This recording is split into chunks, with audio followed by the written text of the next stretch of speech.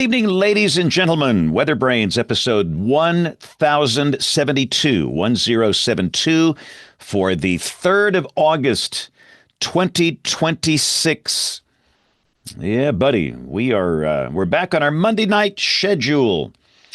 Vacation week was good. Good to get away. Had a great time. By the way, for those that are looking for the actual show content, move the slider over about 7 minutes. But hey, this is the pre-show, the magical, marvelous part of the program where we often do three things. We share boring personal stories, humorous anecdotes, and from time to time, we say some outrageous things. Yeah, I had a good time. We went to Alaska back in June, and this time we just went to Boston, catch some Red Sox baseball. Red Sox, hottest team in baseball. I mean, they look bad. Everything was going down the tubes. All of a sudden, they've gone like 26-5, hottest team in baseball. But always good to be in Boston. So a lot of old friends. Fenway's like an old friend. But had a great time. Weather was unbelievably good. Unbelievably good. Clear during the day, highs in the upper 70s. Had a chance to see our friend Stephen Quinn, my former colleague that works at News 7 Boston. And then came back and had a chance to actually get some things done. I run pretty hard during the week. I work from early morning until pretty late in the evening. And so having a few days to do some normal things, that was good. But anyway, we're back. But my next vacation week is the week of Christmas. So we will be on Monday nights every night until the end of December. We'll do a couple of shows the week before Christmas. So good to be back on the regular schedule here. So let's see if we can bring in some of our folks that are in the waiting room that are standing by to stand by on this August evening. There comes Air Gordon. Hello, Air Eagle. Gordon. How are Yes. you? Good. Did We're you go back. to the Red Sox game? Yeah, I had a great time. We were there this past weekend. We caught the game Saturday and Sunday, and the weather could not be better. Baseball was good. Boston's hottest team in baseball. Unbelievable. They struggled coming out of the gate. The manager was fired. Everything was going down the tubes, and just something happened in the month of June. They caught fire. I mean, they just caught fire. So, hello, Jessica. Hello. I was just on here trying to change my name for my husband's name. I'm using his computer. So Okay. there's a picture on the profile there of my husband, but my name now has me on it. So I think we should be set. Good deal. Okay, And it's Sago, correct? Yes, you got it. Okay. Jessica, where'd you grow up? We asked Nosy. We're not. When by the way, we're not doing the actual produced show yet. We'll start in about 6 minutes, but we are streaming live on YouTube now. We like to let our guests know that. Where'd you grow up? I grew up in southwestern Pennsylvania, near Pittsburgh, about 45 minutes southeast of Pittsburgh. So, All right, you Pittsburgh Pirates fan? yeah, not so much Pirates. I like the Yep. Steelers, Penguins. It's hard to like the Pirates Wow. after a while, have a lot of losing seasons. Wow.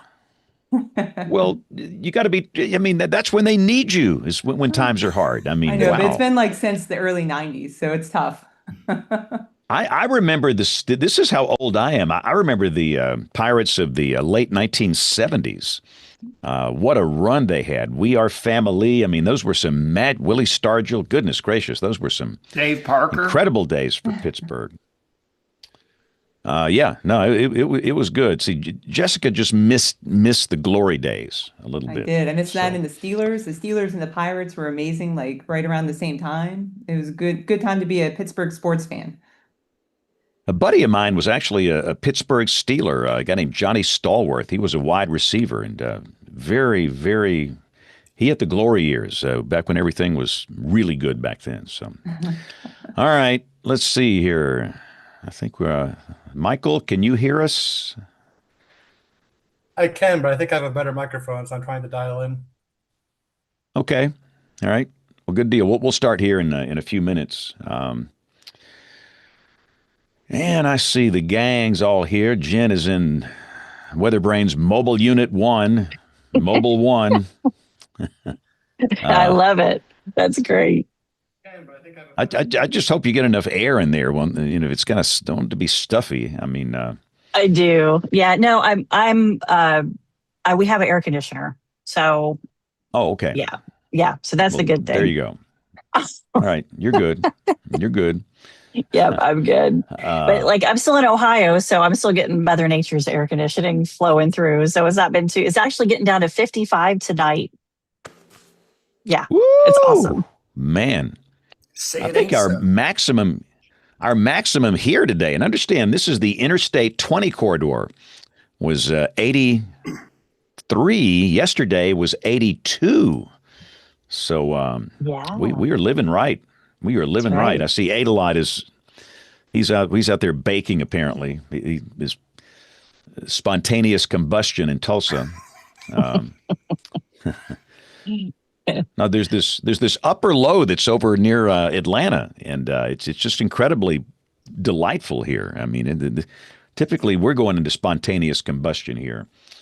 All right, let's get this thing. So, Michael, you okay with your mic? You good to go? Yeah, I think so. Can you hear me fine? Try say something again. Give us a test. Yeah, testing. Hello? We have a Any latency voice issue. here? Your audio and video are not matching up. And I wish I could tell you. You sounded fine when you first came on, but you said you're going to change mics. I can go back. That's fine. We're hearing your audio delayed about 3 seconds. Your lips start to move, and then we hear the audio 3 seconds later. It's almost like a satellite delay. And heading for Pedro Bourbon, Manny Mota. Well, this is Major Tom, ground control. Can you hear me? Yes, sir. That's good. Now we're good. All right, let's get this thing started here. We're going to start track 1 and track 2 for the audio. And here we go in 5, 4, 3, 2, 1. You're listening to WeatherBrains. They're kind of a big deal. WeatherBrains, episode number 1072 for the 3rd of August, 2026. We are now into the 3rd month of meteorological summer. Football soon will be flying. Can you believe that? Goodness gracious. James Adelite, it's almost football season. I mean, what's the deal here? What happened to summer? Cannot wait. Y'all haven't even had summer. What are you talking about? You were just bragging on 80s. No. Yeah, we've had a very comfortable, and I don't want to brag because you know what happens in September and October, you'll be slammed, but it has been remarkably comfortable here so far this summer. But yeah, I was just looking at the schedule here. Schools here, the public schools, most of them start next week. We have some that start this week. So school's about to start, high school football, college football. It is time.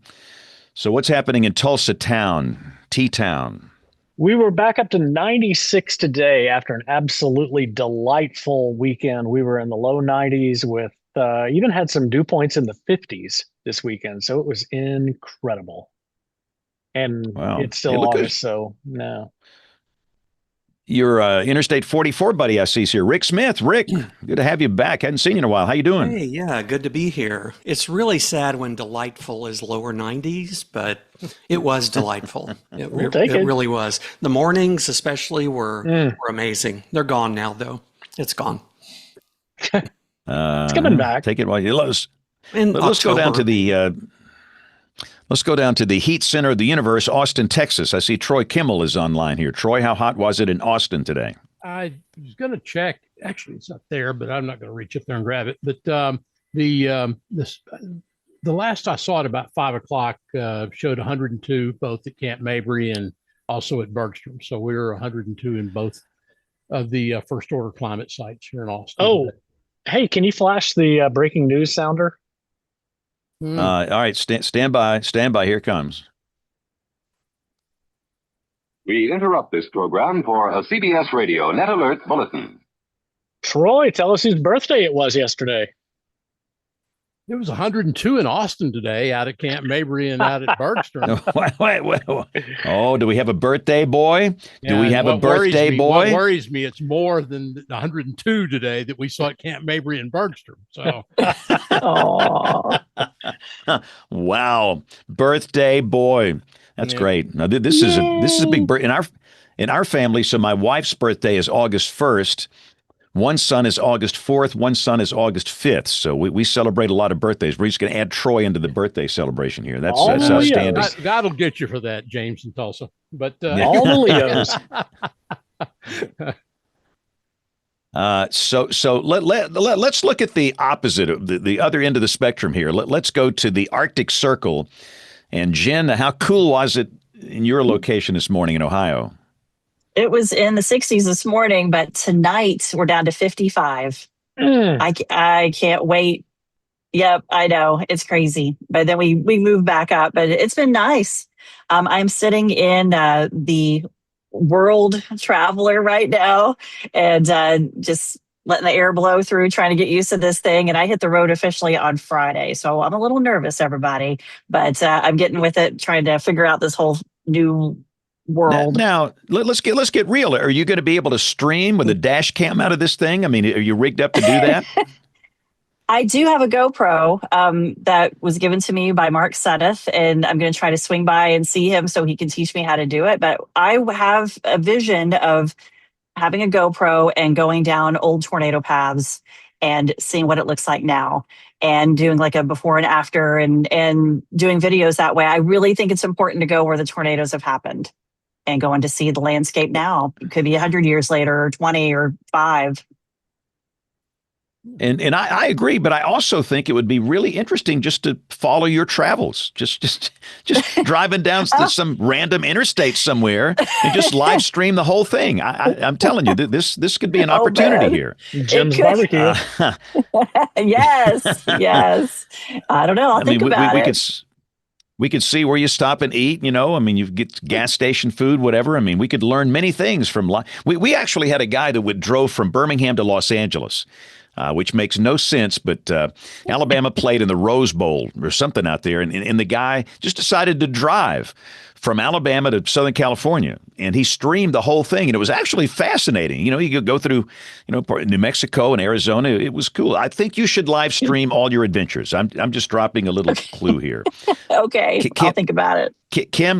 Dr. Kim Cloco McLean, would you watch Jen's live stream if she streamed? I know I would. Oh, I 100% would. And I bet you anything. She will be someone who sees their first tornado out the window, just driving down the road and oops, there it is.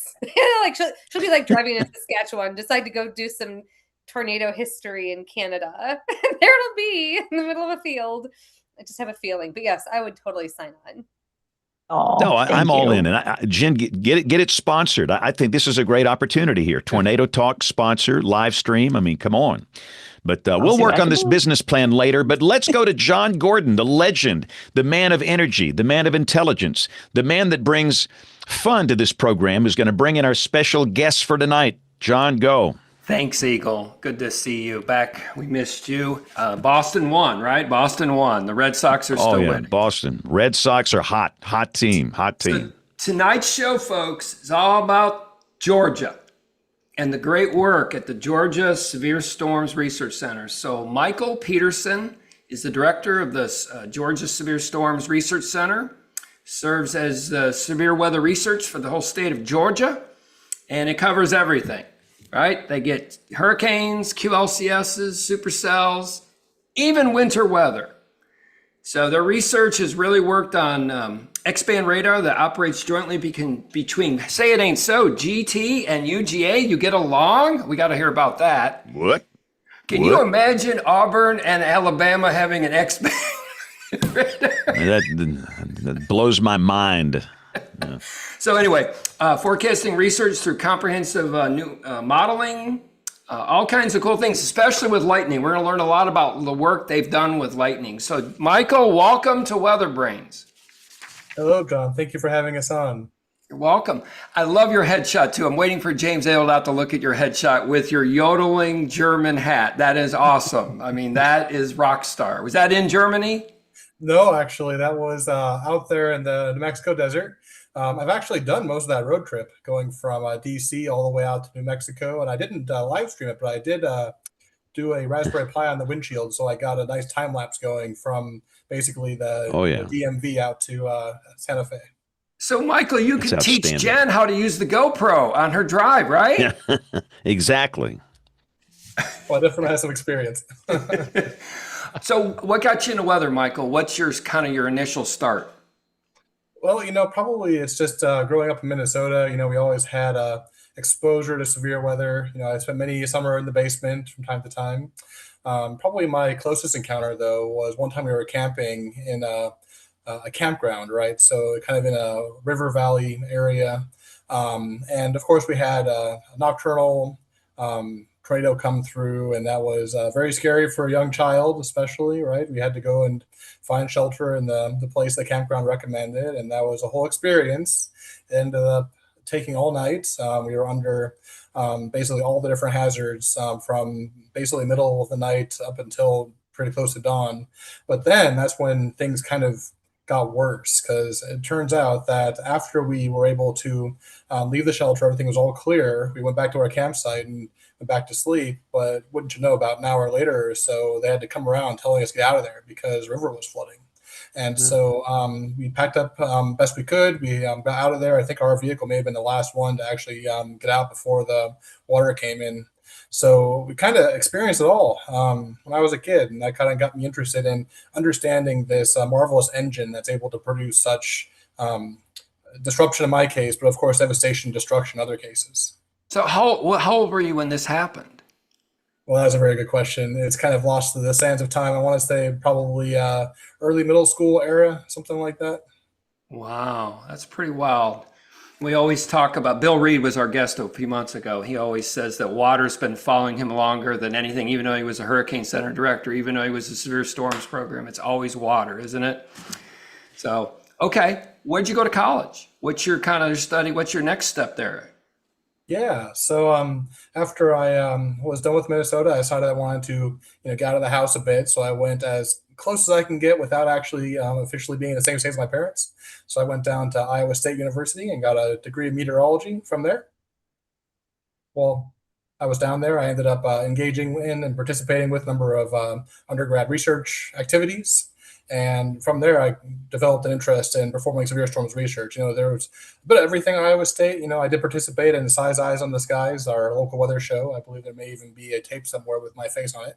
Not a good one, I'll say that. But anyhow, through experiencing all the different sides of our field, I ended up deciding that research is where I wanted to go. And so after I was finished my degree, I ended up picking up a physics minor and then going off to University of Utah. I like to say I went out there for a lot of skiing and maybe a little bit of atmospheric science, but in reality, I ended up being the other way around. And wouldn't you know, I ended up learning more about hurricanes in Utah than I ever expected to be able to. That is, of course, due to my professor at the time, who was part of Ed Zipser's hurricane research group. And so I started working on all the different satellites that were around at the time. So I cut my teeth on NASA's Tropical Rainfall Measuring Mission satellite, or TRMM, eventually transitioning over to Global Precipitation Measurement, GPM, and looking at essentially all these different aspects of severe and impactful weather, especially across the tropics. How I got into lightning is actually also kind of interesting, because basically when I got into the program, there was a lot of interesting work being done on hurricanes and tropical convection. And of course, I had my source of support, but in terms of topics, I realized that the lightning sensor on TRMM wasn't being looked at like the other sensors. And so I figured there'd be a lot of interesting things to learn about not just lightning, but then how it relates to the microphysics and kinematics in these storms that we're seeing across the tropics. And so I started to dig into that data set. And, I learned a lot about lightning and what it can do and where it occurs. And I also discovered some interesting issues with the data. There were some things that didn't make a lot of sense to me. And so I ended up investigating further and talking with our collaborators out there at NASA Marshall and within the TRMM science team, and it turns out there are some very interesting things that can happen in the tropics that basically cause problems for our lightning sensors. That became, of course, relevant once the successor instrument to the lightning imaging sensor, which we all know as the geostationary lightning mapper, is one of the two meteorological science payloads or operational payloads on the GOES satellites now, was eventually launched. We essentially transferred all that knowledge generated from TRIM and LIS into this new operational asset that has really been a game changer for lightning detection across the Western Hemisphere. That's cool. We're going to get into lightning a bunch there. How many jobs did you get to the Georgia Severe Storm Center? Did you get that right away, or did you go to some other places? No, I kind of went around the country a bit first. So after I finished my PhD, I went over to NCAR and took a postdoc out there. Following that, I ended up getting a second postdoc at University of Maryland, and that's where I began working with GOES and GLM. Following that, then I ended up going out to the desert and working for a national lab for a few years. And then after that, I came to Georgia. So I've essentially crossed the country a few times now. Good for you, man. You got a lot of experience, Michael. That's really cool. Jessica. So let me introduce Jessica Losego. Hope I scored there and got some points for the Penguins. She's from Pittsburgh area. She's a research scientist at the Georgia Severe Storms Research Center. They call it the SSRC, by the way, gang, which not to confuse with the NSSL. But anyway, she received a bachelor's from Penn State, Jen. Yes, we You gonna play some are. music? You gonna play some music for her? Got a master's in meteorology. Okie! She went to OU, Okie! Okay, everyone's happy on the show. She also has a graduate certificate in disaster management from UNC Chapel Hill. Previously working there, she worked as a research scientist at UNC Chapel Hill, working on improving, Kim, you'll love this, on improving communication between North Carolina emergency managers and the Weather Service. Welcome to the program, Jessica. Thank you. Thank you. So you're from the Pittsburgh area growing up. What got you into weather? Well, I don't have nearly as an exciting story as Michael. I can't even actually tie my interest in meteorology to just one event. It really just goes back to, and I know this is unsafe now, so other people out there don't do this, but sitting on our porch and watching thunderstorms go by. And I was always fascinated by why the thunder, why the lightning. Just got really excited anytime I knew there was going to be thunderstorms, especially like in the summer, the pop-up thunderstorms and things like that. And around Pittsburgh, you get a lot of decent, interesting weather, actually. And so that's really how I got interested in meteorology. I think I started off like always knowing I wanted to do something in science. And then I said marine biology, which is like a pretty popular thing, I think, for girls to say back then, like in middle school and elementary school or whatever. But I think I remember it for the first time knowing I wanted to be a meteorologist was during an earth science class in 7th grade. So that's when I was like, oh yeah, this is pretty cool. And I never deviated from that and just stuck with that and went to Penn State. So. Okay, so I see some things James Eldas put in the chat. So you do know Joe DiNardo. Were you a weather watcher? Were you involved in DiNardo in any way? I mean, he's a legend in Pittsburgh. Well, I don't know personally know Joe DiNardo, but I 100% know of him. And whenever they got their radar was a really, really big deal. WTAE4 in Pittsburgh. It was a really big deal when they got there. And it's still actually by the Parkway. You can see it right from the road, one of the main roads that goes through Pittsburgh. You can see their radar. So yeah, but I never worked for him or like did any weather watching necessarily. Okay. But yeah, by the way, James Hildock got us a Pittsburgh show January 11th. Who's going to be on, James? Who do you got? Oddly, Ray Peatland from WTAE and Stephen Cropper from WPXI. Oh, so, nice. Okay. Yeah, it'll be great. A lot of perspective, and and by January the Steelers season will be already way over at that point. Oh, shots have been fired. Wow. Oh. I'll stay polite. Shots have been fired, James. So how long did it take you to get to the Georgia Research Center? Did you just go from UNC directly there, or? I did. So actually, I can see a beautiful rainbow out my window right now. I'm not joking. I just looked down. It was right there when you asked me about working at Georgia Tech. That's funny.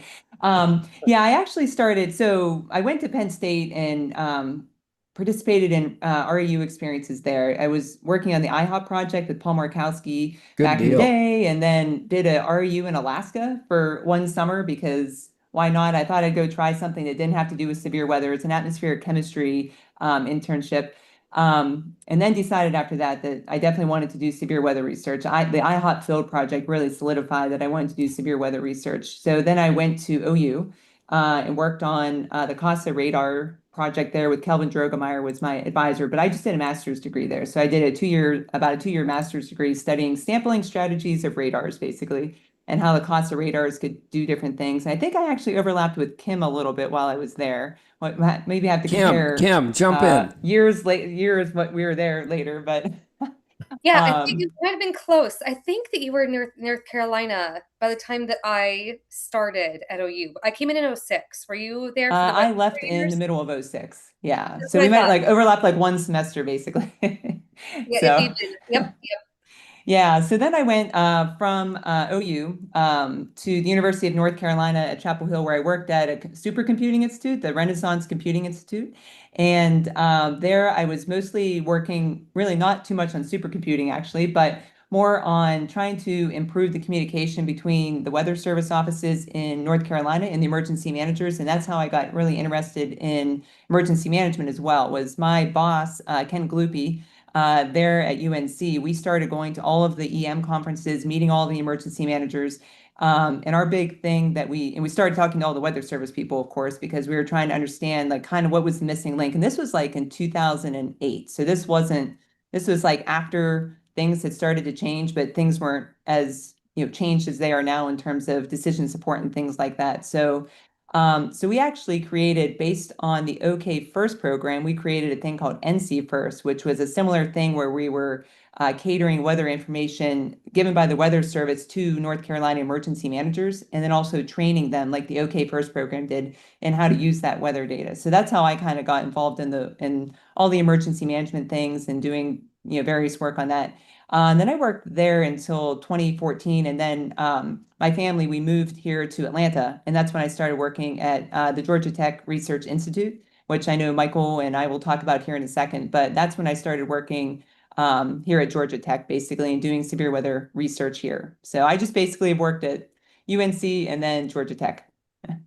Okay, so let's just go back for acronyms for our listeners. So you're the first REU I've heard twice. Usually REUs are once, so you got two. Congratulations. Mm-hmm. What does REU stand for, just for our college listeners? Yeah, sure. REU is a research experience for undergraduates. It's sponsored by the National Science Foundation. These programs still go on today. In fact, we had an REU over this past summer from Georgia Tech that Michael mentored. And it's a fantastic experience. It's a 10-week program, and they're all over the country at different locations to basically get your feet wet doing research and seeing if you like the field of research and if you like doing what's all involved in research, basically. So it's a great experience. And the reason I had two, I think the first one was because it was a field project, and part of it was run through Penn State. That was like a little bit different than like the one I did in Alaska, where they were run like slightly differently, I think. So that might be one of the reasons why I was lucky enough to have two. But yeah, it's a great program. People should definitely apply for those when they can. So. And then you mentioned IHOP. You want to go through what that is? Yeah, that's the international. It's not a pancake place for Troy. No, it's not the international hot spring. Yeah. Of course, there's lots of jokes about that, but that was the international H2O project where we were basically chasing water vapor. So that sounds like the most boring thing ever. And we were not allowed to chase tornadoes.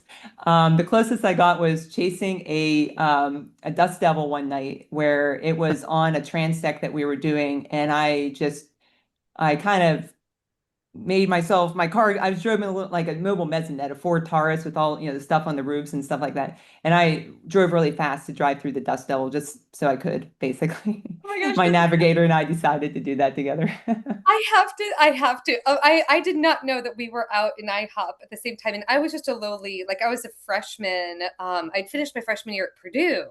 And some professors from Purdue weren't formally they weren't part of the PI cohort for IHOP, but they're actually geology professors, and they were fascinated by the project because it was designed to be at moisture discontinuities, right? And they wanted to calibrate some of their GPS equipment to do sophisticated like geological modeling, but they build it for us as a storm chasing experiment. And we were like, oh man, this is going to be great. We'd love to go storm chasing.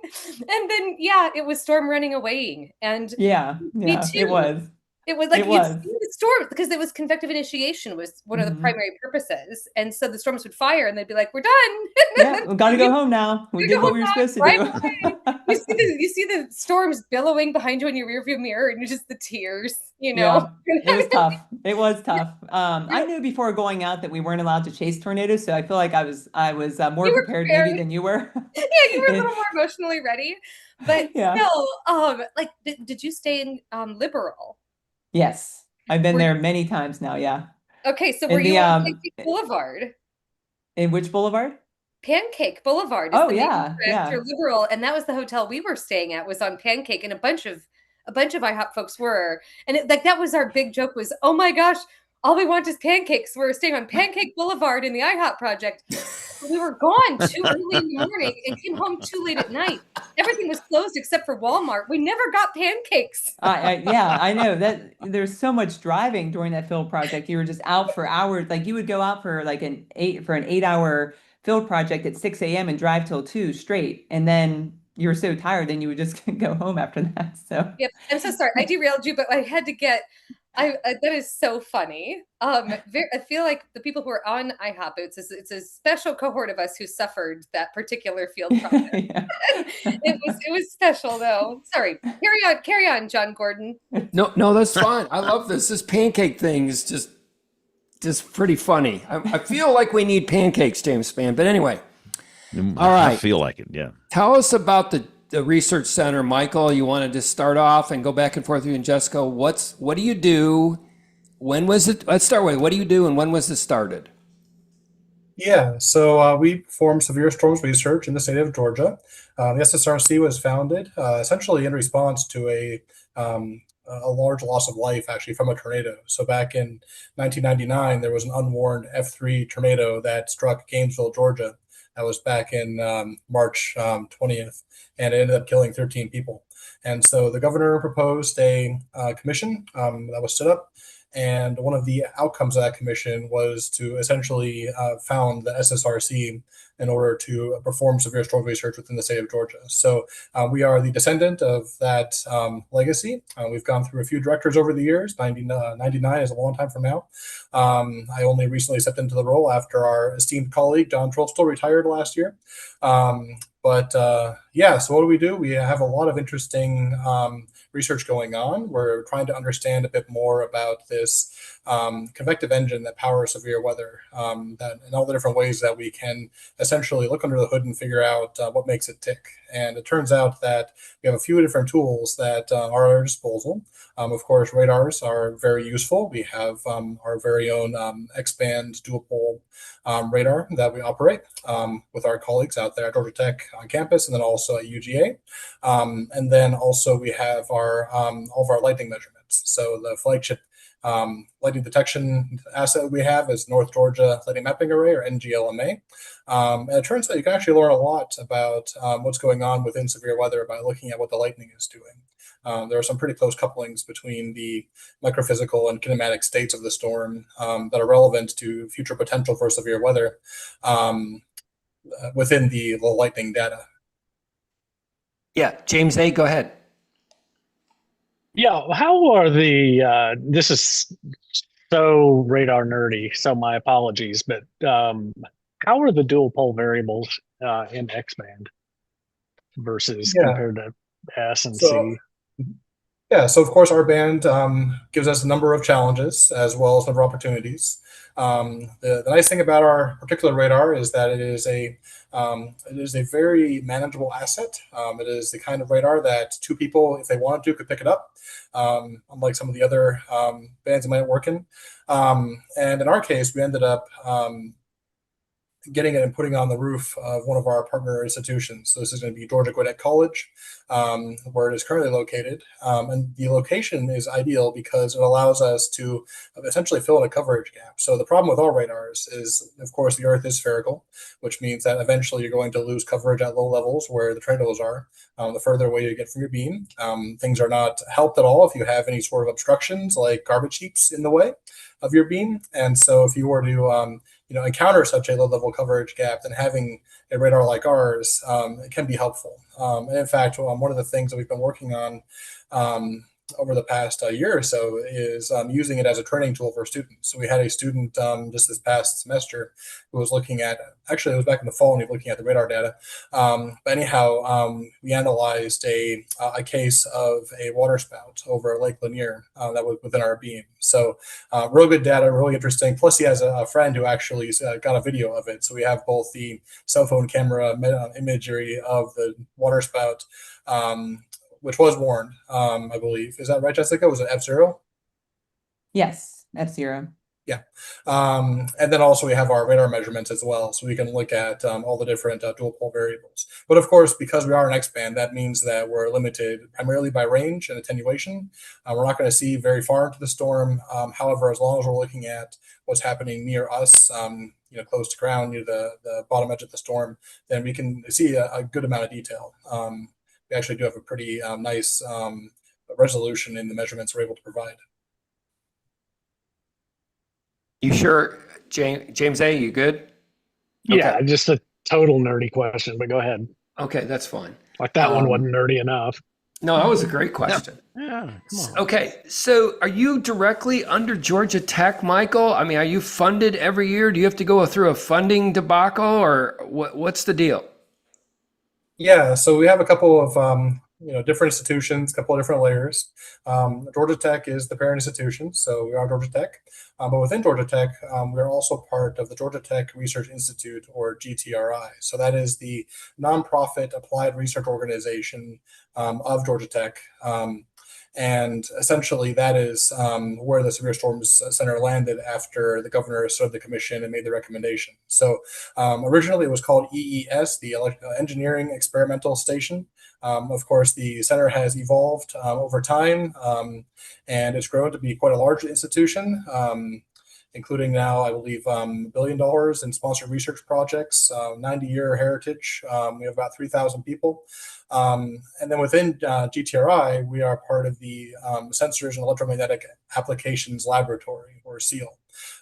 So there's definitely a hierarchy in place there, but the SSRC is able to conduct our state mission of performing severe storms research through a combination of state funds and then also, research projects, competitive grants, et cetera, that we go for in order to, basically perform tailored research on topics that we think matter for this greater idea of understanding severe weather. Okay. So do you forecast for clients as well, or are you doing more research so where's the layer? Yeah, so we're definitely on the research side. We're not an operational institution. We do a number of different numerical weather prediction modeling, but most of it is more for understanding past events or for looking at specific applications of numerical weather data. So in-house, we're able to run the weather research or forecasting model, or any model that we choose, on our internal supercomputer, which works quite well. We've had a number of applications that have resulted in some very high resolution some simulations, looking at coupled hazards, for instance, lightning and flooding and things like that, trying to understand storms like Hurricane Helene, which was our our $1 billion disaster most recently here in Georgia that devastated the southern part of our state. And basically, we have the flexibility to do a lot of interesting things and a lot of experimental things that might be useful for a broader community later, but it has to start somewhere, and that's essentially one of the motivations we have to do most of our modeling. That's really cool. Good for you, man. See, okay, I know Neil Jacobs is listening, so you have your own model? It's not our model. It's a specialized variant of the WRF model. So essentially, we're doing a lot of I mean, we're looking at multiple different flavors of multiple different models, but the one that we've been spending a lot more time on recently is the flavor of the WRF model that has electricity physics. And so WRF-elec is what it's colloquially referred to as. But the whole idea here is that we have a number of different parameterizations for atmospheric electricity processes that have been developed over the years. And our colleagues were able to basically put that into the WRF model so that we could simulate electric fields, lightning, inductive, non-inductive charging, things like that.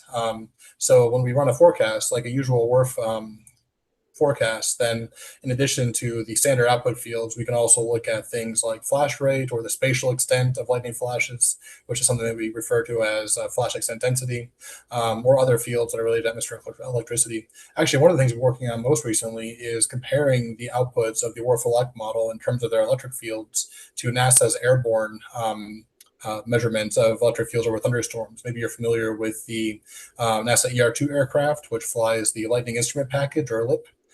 We have a lot of interesting results coming from that work, especially as it relates to the NOAA GOES-R post-launch test field campaign. So we're pretty excited about what the model is producing and learning a bit more about the scenarios where we can actually look at how lightning is produced in thunderstorms. Okay, very cool. Your main research is obviously lightning, right? Jessica, what's your main area that you're working on? Well, I help a lot with the lightning research as well. Like, for example, I worked on a lot of the data analysis for the lake effect electrification project, or the LEED project that took place in New York State, which we can talk about. And then I also do work on our X-band radar. So those are kind of my two main things, is analyzing lightning data and using the X-band radar. Okay, you want to go through the radar stuff? Tell us what you're doing. Yeah, sure. So, well, I can start with our story as to how we even got this radar, because it's a bit of it's a bit of an interesting story. But Michael had earlier mentioned our former director, who had retired, John Trostel. A few years ago, he was looking around on Facebook and saw that the company Furuno had a radar on sale. It was a used radar, and they were selling it for like half off. Or so. So what we did, John got excited about that, and we were like, oh, we should like do something about this. But like, we, as our little state funded group, we could not just go buy that ourselves. So we asked our colleague Marshall Shepard at UGA, that's University of Georgia. He is the chair there of the atmospheric science program, and one of our colleagues, and John had been working with him for years, and said, hey, you want to like buy a radar together? And so UGA bought half of it, and then Georgia Tech bought half of it, basically. So, and then within the Georgia Tech bundled money, part of it was the Georgia Tech Research Institute, and part of it was GT Campus. And so, yeah, so that is also a reason why our radar is almost exactly halfway between Athens, where the University of Georgia is, and here in Atlanta, where we are at Georgia Tech. It's in Lawrenceville, which is right in between. So that radar can see pretty much the whole way to Athens, and it can see pretty much most of Atlanta. We also decided to stick it there for good meteorological reasons too. One was that Gainesville, the area that had the tornado, actually has had multiple tornadoes, 1998, 1936, 1903. Lots of tornadoes near Gainesville, Georgia. There's actually, by the time the Weather Service radar gets up there, it's so high off the ground that it's missing a lot of what you would care about for the tornadoes. Yeah. So that's one reason we stuck it there. That can scan that area that's missing. It's filling a radar gap, basically. And there's also another gap created in that area in the low levels from the terminal Doppler weather radar at the airport is actually blocked at the lowest levels by a garbage dump. So what? Yeah. Wow. I don't have that graphic tonight, but if you look at really, the lowest it's blocked. level, They can't see one direction. Wait, yeah, there's it's a, the can't make lowest this level. stuff There's up. like a black. Yeah, I know. The It's there's a FAA graphic? report. It's Yeah. much We need worse this than wind graphic. farms. we need this graphic for a picture of the week. Yeah. Yeah, Really I'll see need if I it. can dig Really. it up here on my computer, and I can send it on. But yeah, you can Please. just see there's just Please. a black wedge right where we're trying to see, and so this radar helps cover that as well. So there's multiple reasons to stick this radar near Lawrenceville, basically. I'm sorry, you bought a used clearance radar Yeah. that you can see around a garbage dump. Yes, you've got it. The Tidware is blocked, right? That's beautiful. Well, I'm sorry. Which one is blocked? The Tidware, not your radar, right? Yeah, the Tidworth. Yeah. Okay. Yeah, it's blocked. Lawrenceville is east of Atlanta, and then the TDWR is like south of Atlanta, southeast of Atlanta. So when it's looking up, it gets blocked at the lowest levels by that garbage dump. So anyway, we so that radar there can be helpful for that. And we like I think Michael mentioned earlier that we did actually have it for a really great case last year, that there was a water spout that formed over Lake Lanier and then came on shore. And the Weather Service radar was actually too high to see it. So that was like a good example case as to how like that gap filling radar really did come in handy there. It can be used, and we push that data out. It's to Iowa State, so anybody can get it into GR2. The radar software data I know that a lot of folks use across the country. It's also available on the WeatherWise app. If you go into that app, you can get the radar data in there from all radars all over the place, not just our little X-band. But yeah, so it's pretty nice little radar sitting there. So okay, so you got the radar, you got it all going, you got the story how it's going. So what are you doing with research on it? Yeah, so our main thing now, and there's a few of us that work on this in the group. It's not just me, but my colleague JD Burke, he's also working on this, where we're basically collecting data on interesting cases. And what that means, we're very open to what an interesting case means, and basically analyzing that data, looking for signatures that we can look for in that data that are useful, making sure it's a useful operational tool for the Weather Service to be using. So they have access to it as well. And basically just trying to use it to learn more about the convection that we're seeing here in Georgia in this spot where we're missing good radar coverage. And Michael had mentioned too, we have students that look at the data and analyze it. They're learning, how to look at the data. Some of our students come in and they actually haven't taken a radar course yet, and they're looking at some of this data. So we're trying to teach them, about how to use the data, how to write Python code to make great visualizations, things like that. So yeah, that's what we're using it for, to try to just learn more what's going on, get students to use it, get some experience with it. Okay, so how many? Go ahead. Like I say, it's kind of funny that we're providing a low level of coverage to the location of where Gibson lives. Yeah, I don't know if you guys know, Mike Gibson lives in Georgia, so. Yep. Yeah, the thing is, nobody wants to talk about this. We won't go off topic, but Rick Smith will nod. There are a lot of places in America that have very bad radar coverage. Go ahead and nod, Rick. Thank you. Yeah. I'm nodding too right here. Everyone can nod together. Nod, yes. Yeah, it's pretty bad, to say the least. What about your other lightning work you're doing in New York State, Jessica? What's that?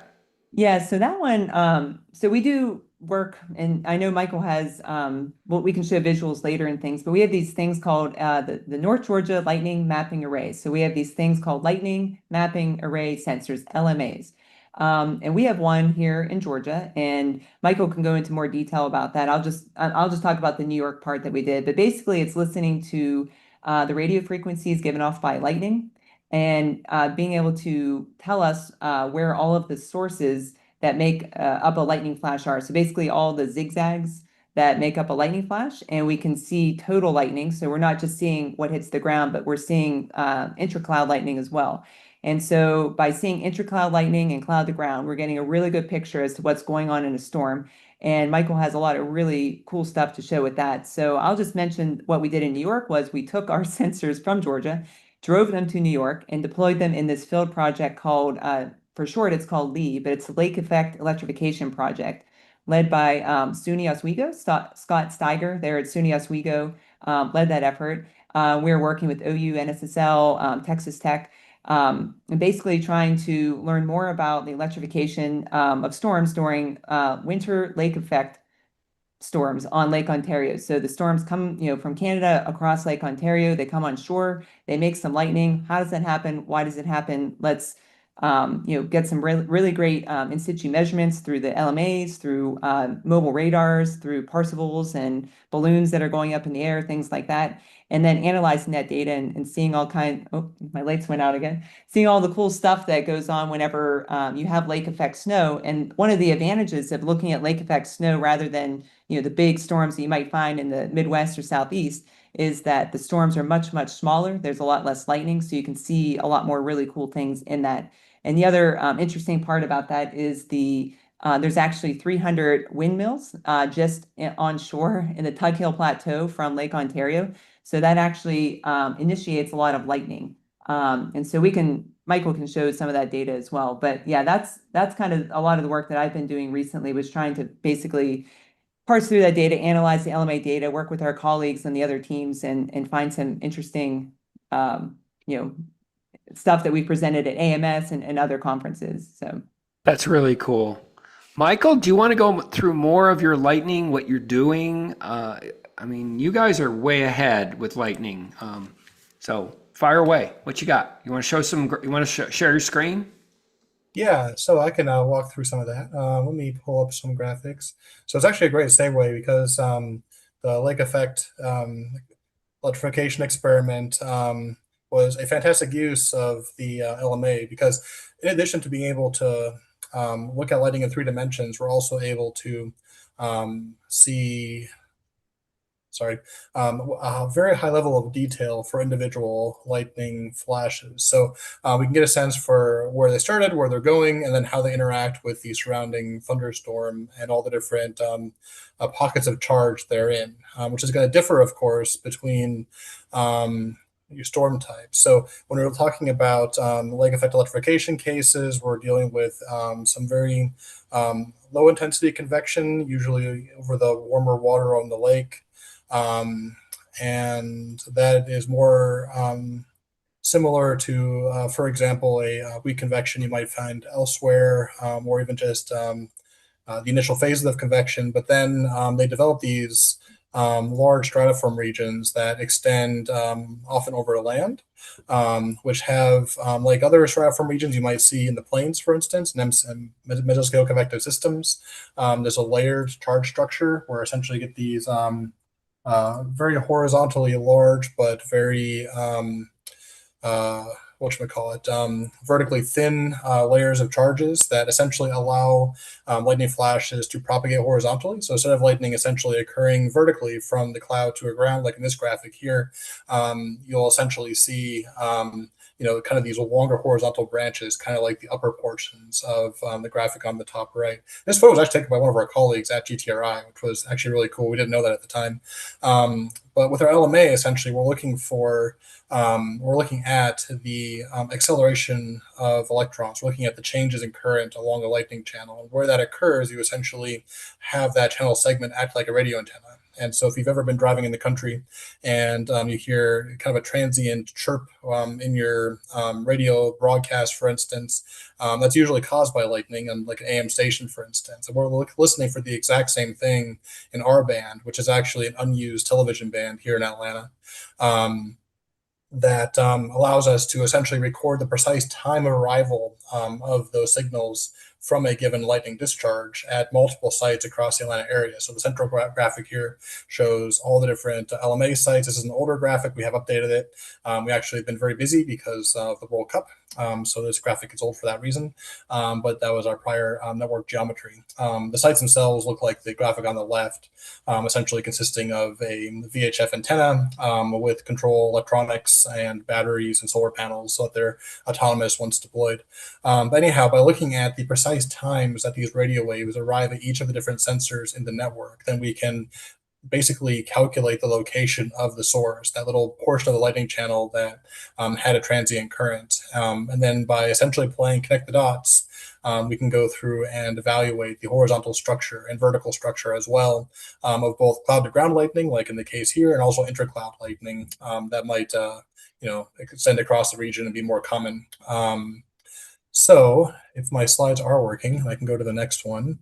The North Georgia LMA has been in operation for a long time. We've been spending a lot of time trying to get up and running again. This is essentially what we would see with a LMA display. This is taken from our website on one of the days when we had a good amount of lightning sources. And what you're seeing here essentially is the Atlanta skyline and the terrain. You can kind of see Stone Mountain in the background there with all the different solutions.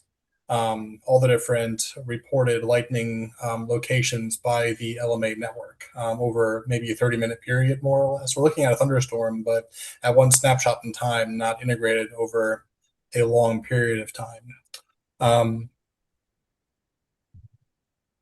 And of course, the reason why we have been working so hard with the LMA over the past few months, essentially, is in order to essentially provide the data to our partners in the operational meteorology side, performing decision support services for the World Cup. So we've been giving the data to the Weather Service so that they're able to incorporate it in their broader analyses for lightning safety for events downtown. And we got pretty lucky because the lightning delays that were mostly, well, newsworthy for the World Cup didn't happen here. They happened actually in, I believe, Mexico was the stadium that was most impacted. But while we were deployed, we did have a case that does relate to lightning safety for sports venues. And that was, of course, the Braves game, which was talked about from, what day was that? Yeah. Yeah. So anyhow, that was not a good case. Lightning is certainly a hazard, even though we have been coming down in terms of lightning deaths over the past number of decades. Fantastic to see that. But it is still a hazard that can be disruptive and potentially cause still injuries or deaths. So the LMA data essentially for this event with the photo on the right showed all the different cells that were ongoing in the Marietta and Cumberland area, which is where the stadium is located on the map on the left. So this is definitely something where, there are measurements available, both ours as well as the commercial solutions as well. And of course, our national asset in GLM. Lightning safety is certainly a important component of keeping our people in our state safe.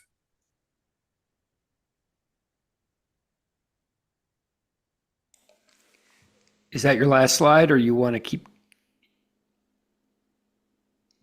I think that on this particular topic, I was going to shift over into satellite stuff after this, but I can, bring up that point as well. So it's not just lightning mapping arrays that provide us with these nice detailed views of lightning. Of course, they provide the most detail, and especially the third dimension, the altitude profile.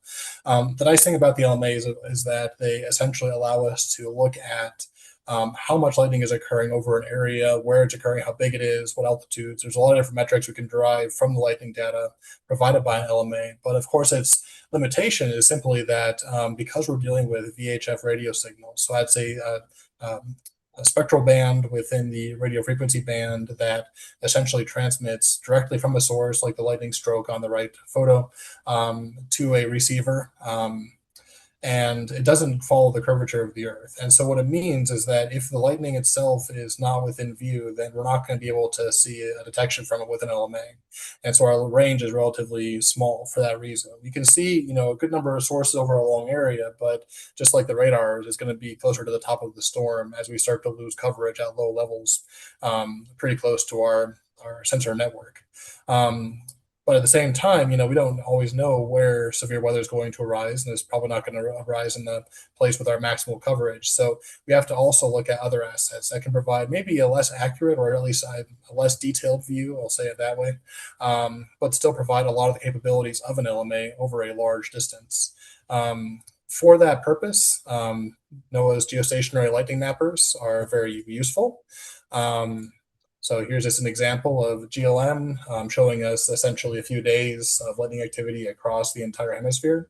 So GLM is able to map lightning detections using optical wavelengths as opposed to radio wavelengths, which means that we're looking at the flashes of light illuminating the surrounding thunderclouds caused by essentially the lightning currents in the channels. Because of that, we're able to essentially see the two-dimensional structure of lightning quite well, especially for these larger flashes, what we're now being called mega flashes, which can extend for hundreds of miles. The current world record case we found last year spanned 515 miles from one end of the flash to the other. However, we're lacking, of course, in the third dimension. GLM can't provide any sort of indication of altitude, at least not natively. And then also we're looking at only the locations that there is current illuminating the clouds, not necessarily what current is illuminating the clouds. So in order to understand, for instance, where the cloud to ground strokes are, then we have to have other supporting lightning measurements to be able to clarify what GLM is seeing. So it's a useful tool, provides some capabilities that are not matched, especially in terms of the range coupled with level of detail by other solutions. But there are, of course, pros and cons to any data set. And speaking of the current lightning extreme mega flash, here is a rendering of it. So here we're looking at essentially the radar data, basically plotted using a couple of different NextRad radars, WSR-88Ds, and we're flying around the lightning flash, and then you can see the two-dimensional structure of the lightning flash mapped by GLM as the line segments as we move around. So what the image is essentially showing is that the lightning flash began at one particular point at the rear edge of some of the more convectively active portions of the storm.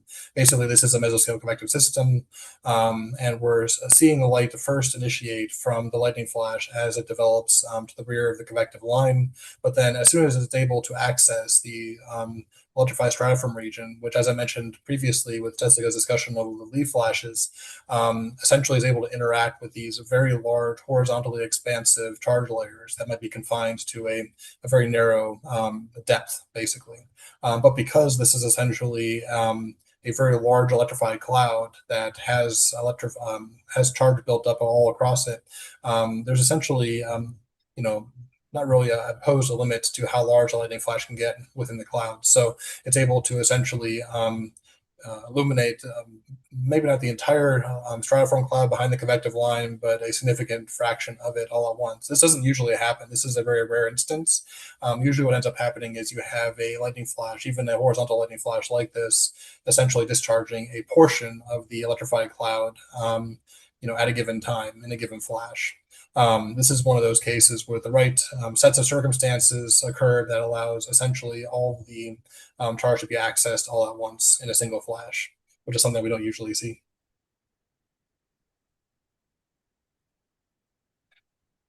This is wild stuff, Michael. Is the Atlanta office using some of the things you're showing, or any of the offices that cover part of Georgia?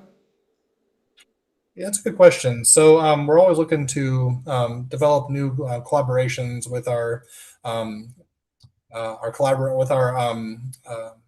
with other folks in the weather community around us. We are still working on that. I will say that we did, of course, provide the LMA data for the World Cup, but we're open to suggestions. We essentially want to figure out how best we can support our federal partners. We do a lot of research, so we're very good at evaluating different techniques and technologies. So this is essentially going to be an ongoing conversation as opposed to something that's happening at the moment. Okay. When I was in Huntsville, the NASA Sport Group that was, okay. We used the LMA data in 2004 to upgrade a severe to a TOR based on the LMA lightning positive charge rate. And it hit. I thought it was Star Trek in 2004. I mean, Rick, are people using this new stuff or in ops or?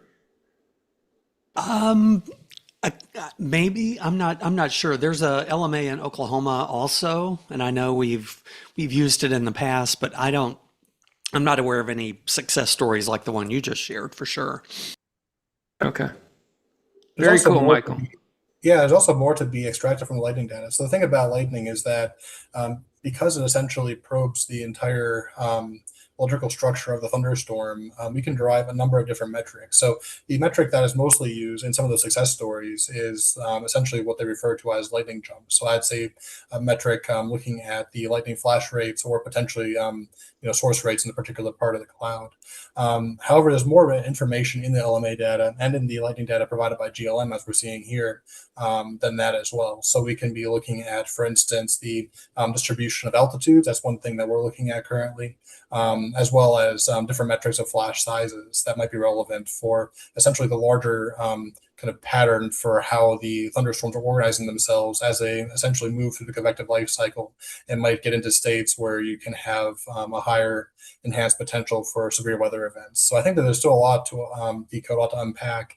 And I hate to use the magic words, but I think that there's a lot that can be learned by leveraging our intuition from the physics of lightning with artificial intelligence and machine learning. I know everyone's talking about it these days, so I may as well too.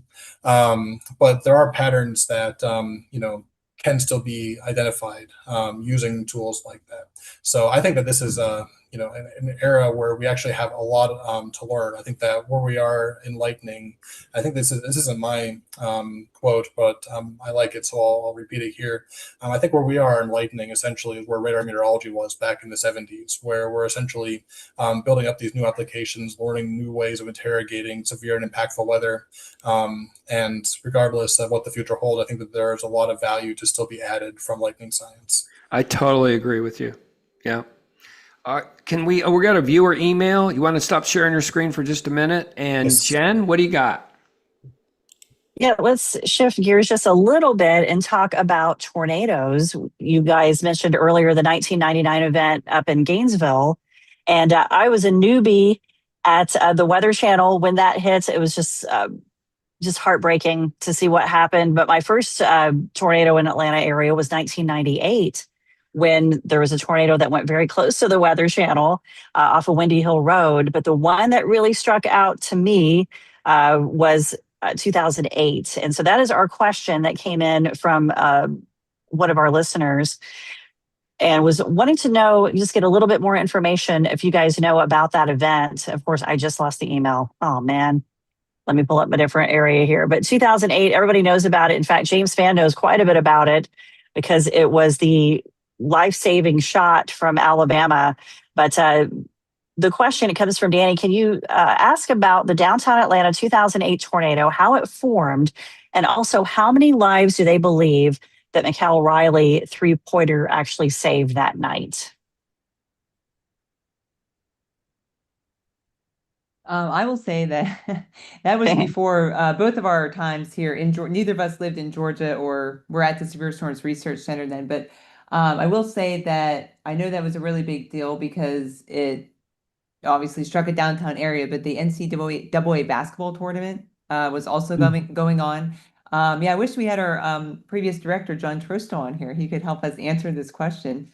I didn't quite hear what the last part of the person's question was, though, about. Well, there was James, it was the the Southeast Conference game, Alabama and Mississippi State. Versus Mississippi State. Right. Yeah. And it was a three-pointer. Right. What happened? And again, it was a Friday night, and I was at the TV station in the weather office. I got a call from Tom Stipe. Tom is the producer engineer for the Alabama Sports Networks. And he said, I honestly think there's a tornado around here. We don't know anything. Nothing. So I went on and did wall-to-wall tornado coverage on the Alabama Basketball Network for about 30 minutes because nobody told them anything. Nobody told them anything in the Georgia Dome. But what happened, there was a miracle three-point shot that was hit. And if that shot was not successful, then everybody would have been outside walking back to their hotel. And there could be loss of life. And that's why it was called the miracle three-point shot. But that's the incident that propelled the Southeastern Conference from, in my opinion, being worst to first when it comes to weather awareness, safety protocol, when it comes to lightning, tornadoes, everything else. But yeah, this was March of 2008. And wow. That was a really scary situation. It was bad. Yeah, I was still at work that night, and we received phone calls. Hey, there's stuff falling from the roof of the Georgia Dome. What's happening? Turned on the television, and I was not doing an Atlanta market at that point, but the path length was only just over 6 miles.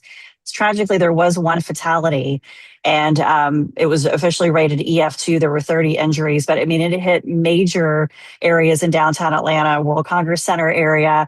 Of course, the Georgia Dome was struck, and Phillips Arena, CNN Omni Complex was hit as well. And it just, a lot of folks don't think that tornadoes will actually hit big cities, but they do. And it's one of those things it was just a crazy night to see that happen. But it wasn't the first time that Atlanta's been hit. There was a tornado that hit in 1975. They call it the governor's tornado. It actually hit the governor's mansion. And so there are a lot of severe weather.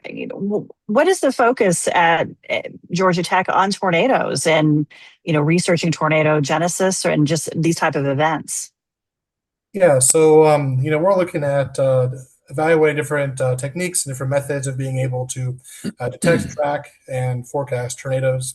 And to that end, we have a number of different technologies we've been looking at. You know, back before I started, referring back to our prior director, John Drostel, established an infrasound array, and he was looking at that to see if there was any useful signatures and tornadoes for in the infrasound data. It turns out that it's a very easy signal to get washed out by noise sources like from rain, for instance. So maybe it wasn't as useful in kind of every weather scenario, but it definitely detects some interesting things. So we enjoy looking at the data when we have time. But yeah, between looking at the kind of more experimental technologies like infrasound, looking at more established technologies like LMAs, getting a sense for what additional information about severe weather we can pick out of these different measurements that we can make of thunderstorms. And then also looking at different forecasting tools and things like that. So definitely there is a lot to do, a lot to understand. I know that for me, being originally from Minnesota and then out in the desert for the past most of a decade, didn't really think much about tornadoes in January until I first got here to Atlanta. I actually didn't even start in the Severe Storm Center. I was actually working in the optical lab. And so my first experience to Atlanta tornadoes was being downtown on campus in my office very early in the morning. And next thing you know, there's sirens going off. That's when I learned pretty quick that the winter tornadoes is a thing down here. Then a couple years later, I ended up switching over to work in the SSRC with Jessica and everyone else. So definitely, it's an interesting problem. Whether Atlanta's and Georgia, and more generally, is one of those states where we essentially get weather from all sides. Right? We have our usual severe weather events coming in, from Alabama and from the west across the southeast. We have, of course, the tropical storms coming up from the Gulf, like Hurricane Helene, for instance. And then, of course, in certain weather patterns like the wedge, we can get some weather coming at us from the east as well. So definitely it keeps us on our toes and also makes the Georgia area a natural laboratory for looking at all these different modes of convection, even some that we don't see in other parts of the country or other parts of the world. Jen, you good? Okay. So, you mentioned the infamous term, the wedge, the cold air damming. Do you want to describe what that is and what you're trying to do to help better forecast that? Either one of you, whoever is the expert on cold air damming. Well, actually, I believe the expert overall in Georgia and cold air damming is probably John Knox out at the University of Georgia. He's actually done quite a bit of work on it. So the wedge is, it happens down the Appalachians, and basically it's kind of like a cold air damming situation that happens whenever you have the wind's blowing in basically from the coast. They're getting blocked up by the mountains, and it results in a lot of like really cool, damp, cloudy conditions. And it's kind of notoriously hard to forecast it correctly. It seems like the models always want to kind of mess up how long it's going to be around. So it's a really kind of a painful thing to have to forecast here. That's why I always think of my weather service colleagues when they're trying to figure out when this wedge is actually going to get out of here, because it has major impacts on the state. You could be, sunny in Atlanta and all cloudy and, damp and cold in the northeastern part of the state. So, and that can happen really most times of the year. And so it can make forecasting very challenging down here. But yeah, it's just basically cold air damming happening with the Appalachians, and makes forecasting tough here.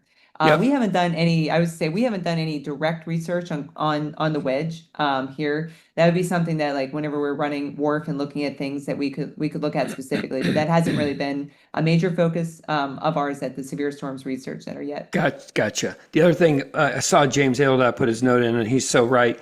Georgia, I think about the QLCS, and it's the typical high shear, low cape, and problems. Are you guys doing anything with QLCSs? Yeah, I think that it's one of the kinds of storms that we see most often. And actually, it's one of the storms we have some pretty good radar data from JWX on as well. So we're starting to look into some of these events. But of course, we haven't had a whole lot of time since we kind of got going again. So definitely a lot more that will be done in the future as well. And in addition to looking at these, more well-researched modes of severe storms. The QLCSs primarily, maybe some supercells, etc. We're also looking for other cases of interesting weather, some different things that convection can do that kind of break the mold or a little different from the norm. It turns out that actually Georgia is one of the locations where we can get some of the highest flash rate thunderstorms that exist across the globe, believe it or not. Gotcha. Okay, on your webpage, it says in here, new world record lightning flash discovered by SSRC. Tell us about the new world record. Yeah, so this is a analysis of a flash detected by GLN. So what's interesting about these horizontal lightning flashes is that, of course, they've always existed, but our ability to detect them and to measure them has increased over time. So the first time the World Meteorological Organization put together a assessment for what the largest and longest duration lightning flashes were, that was already a pretty substantial undertaking. They had brought together all the different lightning mapping arrays and looked at cases of extraordinary lightning flashes, the so-called mega flashes. Back in the day, we used to even define lightning, based off temporal duration as well. We'd like to say that lightning is, defined basically as a continuous, electrical discharge within a second, more or less. But looking at these very long-lasting and very large stratiform flashes, that really dispelled that notion. And so back in Timothy Lang's 2017 paper, they recommended taking off the within a second designator for their lightning flash that was 321 kilometers across. So then, a little while later, then GLM launched, and we were able to see a number of lightning flashes that were quite large. And it turns out that that 321 kilometer threshold that they established with the LMAs is actually relatively common. It occurs on average about once per day, more or less, somewhere across the Western Hemisphere.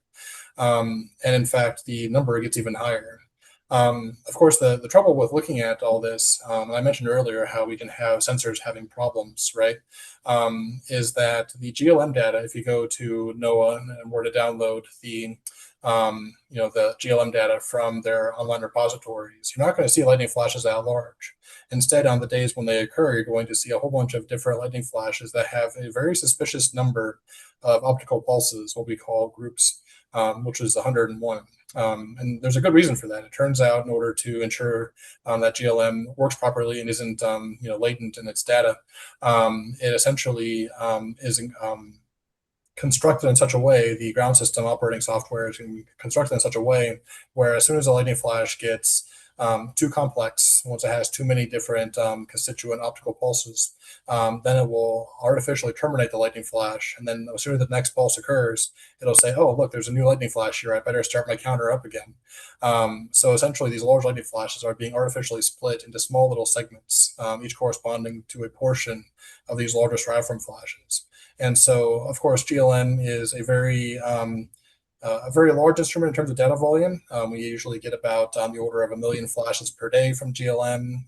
Usually that is about a quarter more or less of the global lightning activity that we think happens based off of NASA's LIST and OTD observations, the prior generation lightning sensors that GLM was based off of. But being able to reconstruct that many flashes, stitch them all back together is an enormous undertaking. It takes a lot of very smart algorithms and a lot of computational power to be able to figure out what the actual number of lightning flashes would be, especially in these more complex scenarios. So essentially, we developed some software to do that back in the day. This was many years ago. It wasn't very good software. I mean, it was pretty good, but it wasn't as good as some of the more modern things we can do with entirely different methods. But anyhow, we were able to find lightning flashes that were not just 300 and some kilometers across, but getting upwards of 600 kilometers. We're essentially doubling the prior records just by looking at what the GLM data is showing us without any sort of degradation from the operational constraints imposed on the instrument. And so basically, over the years, we continued to improve how we did things. We found some nice efficiency improvements that allows us to access different parts of the data record that were computationally too expensive to tackle. Entirely built some new software from the ground up. And now that's how we found this historic case, which ended up being the current world record, which is 505 miles, 829 kilometers from end to end. 505, is that what you said? Sorry, 515. 5:15. Okay, that's pretty well. Okay, it's 10 after. You said you had some trivia that you wanted to throw out? I know James Spann is ready for some trivia. You got any trivia for us? Oh, yes. So first question I have for y'all is on these mega flashes, these very large horizontal flashes, how many cloud-to-ground strokes do you think they're producing? Order of magnitude. What you got? James A., you're on. Where's Neil Jacobs when you need him? 10,000. And it's just specifically mega flashes, you said. That's right. Just mega flashes? 100. Is there a definition for mega flashes? Yeah, that's my question is what is the definition of a mega flash? Help us. It's a band. That is a very good question and a very good band name. Exactly. So Mega Flash is a lightning flash, a continuous lightning event that extends for a minimum of 100 kilometers in horizontal extent. Technically, it's based off of length, but of course, it's very difficult to quantify length. So usually we use extent as a proxy. So if we measure something that's end to end 100 kilometers across, then it's going to be greater than 100 kilometers in terms of total length. So in this case, we're looking at a single lightning flash where we can map its evolution over time. Spanning at least 100 kilometers. Okay. Final answer, Kim. Final answer. That's right. Troy, you were going to give a. No, I was going to see if James in Tulsa was going to maybe revise his answer. Yeah, what's a good quiz unless I just spout off some idiotic guess? Honestly, he went from 10,000 to 100. Yeah. It's only 2 orders of magnitude, right? Yeah. It turns out that was a good guess because it was 100 order of magnitude. So hey. Ding, ding, ding, ding, ding. You're going to win some Jim's barbecue. We have a winner, ladies and gentlemen. We have a winner. WeatherBrains merch. James in Tulsa gets to go to Tulsa. Yeah, there we go. He gets a Rick Smith bobblehead doll. There you go. Go ahead and give us another one, Michael. Yeah, so that is a single lightning flash that's able to produce over 100 cloud-to-ground strokes. And those CGs, of course, are individually pretty hazardous, but it turns out that they also tend to be in a particular kind of environment where they can be particularly high peak current, and they can also produce continuing current. So they are individually very impactful events. Of course, being that large, lightning flashes have a pretty large potential for being able to be spread over a large distance. So the next question is, if you have a mega flash with multiple cloud-to-ground strokes, about how far apart are the most distant cloud-to-ground strokes we're going to find? So give me like a percentage of the overall flash length that you think that we can have cloud-to-ground strokes occurring. We're going to make John Gordon answer this one. We're going to make John answer this one because John knows. Clearly I know. How far apart in terms of minutes or seconds or what? I was going to say in terms of like a percentage of the flash extent. So how horizontally spread apart are they? I got my question right, John. So no pressure. I know. After a second guess, he got it right. I'm just giving 2 guesses. That's right. Thank you, James. 33%. Okay, good guess. Any others? I'll go more 75%. I'll say it's a large not higher. I was going to say 50, 54. Without going over. Yeah, it's like price is right rules. So the answer is actually 70%. So very close to 74%. Kim is number one. So what that means is that for our 515-mile lightning flash, we can expect there to be essentially 360 miles between the furthest cloud-to-ground stroke from that same flash. We're talking about essentially the flash coming to ground basically simultaneously within multiple states at the same time. This is something we were able to figure out after doing a lot of analyses with a large quantity of these mega flashes. So this is the sort of thing that really demonstrates the nature of the hazard. And it turns out that with that much of a separation between strokes and also a similar separation between where the flash starts and where the strokes happen, you're not going to see it coming. This is a kind of lightning flash where it strikes from over the horizon. You're not going to even be able to see the thunderstorm in most cases that spawned the lightning flash. It might appear that the storm is past or is passing with only low-hanging clouds above you. Maybe it's lightly raining or something like that. But at the end of the day, things seem to be calming down, and that's when the entire sky lights up. And we have these extreme examples of horizontal lightning that are able to produce multiple cloud-to-ground strokes all along their paths. So, the crazy thing about them, too, is that they occur in these very infrequently discharged regions. So essentially, it takes a very long time for charge to build up in these horizontal charge structures. And so we're not talking about, a lightning flash a minute. We're not talking about a lightning flash every 10 minutes even. We're talking about a lightning flash per hour. So when we have these kinds of, extreme events, these rare events, then, there should basically more hazard, or I should say there should be more precaution taken for, responding to these particular hazards. All right, do one more and I'm going to turn over to Eagle. So give us one last trivia. We'll give it to Troy. Give us one last one. All right, I'll change things up a little bit and ask the question of, if you had to say what the highest flash rate thunderstorm cell would be, what would that flash rate be?